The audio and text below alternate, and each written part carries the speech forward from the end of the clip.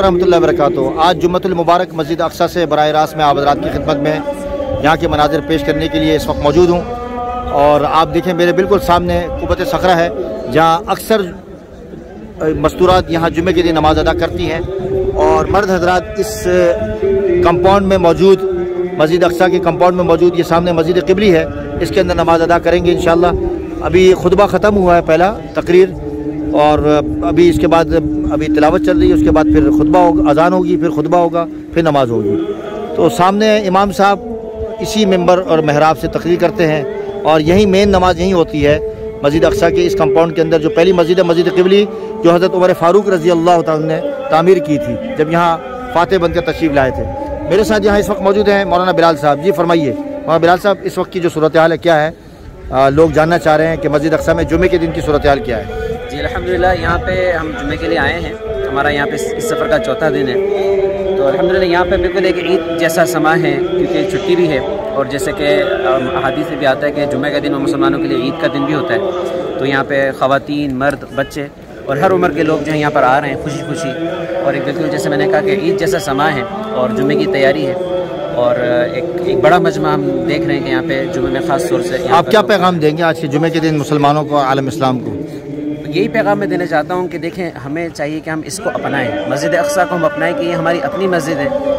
और अफसोस की बात यह है कि बहुत से लोग इसको भूले हुए हैं और यहाँ पर रुख नहीं करते। यहाँ के लोग खुद कहते हैं हमें कि आप लोग यहाँ आया करें, इस मस्जिद को आबाद करें। तो ये हमारी ज़िम्मेदारी है। हमारा अव्वलीन जो मकसद है मस्जिद अक्सा में आने का क्या है?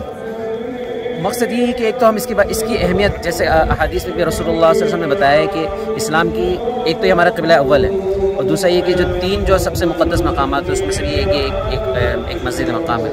और मकसद ये है कि लोगों के अंदर अवेयरनेस जो है वो उजागर करना, कि अब हम यहाँ सीख के जाएँ, देख के जाएँगे, और फिर हम भी फिर मस्जिद और लोगों को लेकर आएँ, ताकि दुनिया को पैगाम पहुँचे कि मस्जिद अक्सा जो मुसलमानों की है, और नमाज के लिए हम यहाँ पर।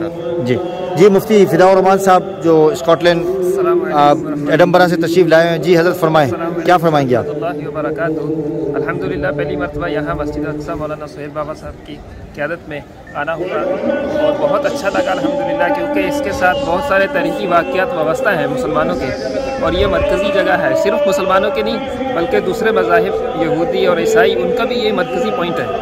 और यहाँ पर आके बहुत सारी मकामात पता चले, और बस मुख्तसर पैगाम यही है कि यहाँ सबको दावत है कि जैसे भी आ सकें आएँ।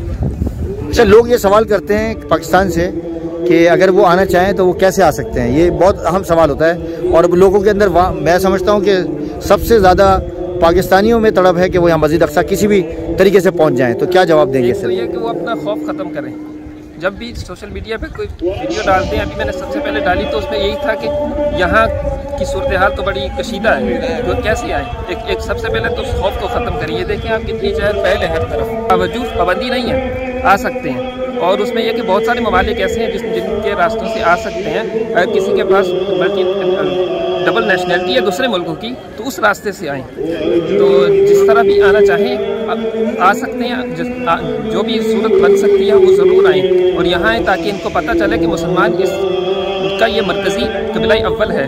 और बस यही पैगाम है कि यहाँ जितना भी कर सकें आएँ, क्योंकि ये अम्बिया का मस्जिद। मस्जिद अक्सा तो देखा जाए तो यहाँ जॉर्डन जो है इसको ओन करता है वक़फ़, और मुसलमानों को इसको मुकम्मल हक़ है कि वहाँ आते हैं, नमाज़ पढ़ते हैं।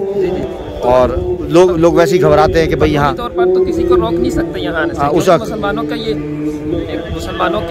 कब्जे में, लेकिन इसके बावजूद मुसलमानों के पास है ये। और इसकी कितनी दफ़ा इसको इन्होंने ख़त्म करने की कोशिश की, लेकिन इंशाअल्लाह क़यामत तक ख़त्म नहीं होगा। और फिर इमाम महदी और ईसा अलैहिस्सलाम के काफ़िले के साथ शामिल होने के लिए हर वक्त तड़प रहनी चाहिए, और बार बार आए, क्या पता कौन से सफ़र में उनके काफ़िले में हम शामिल। सुभान अल्लाह, जज़ाकल्लाह। अस्सलाम वालेकुम। देखिए जी नाज़रीन, मुफ्ती फ़िदाउर रहमान साहब ने जो तबसरा किया है, और मौलाना बिलाल साहब ने कहा है कि ज़रा इस पर गौर व फिक्र करना चाहिए।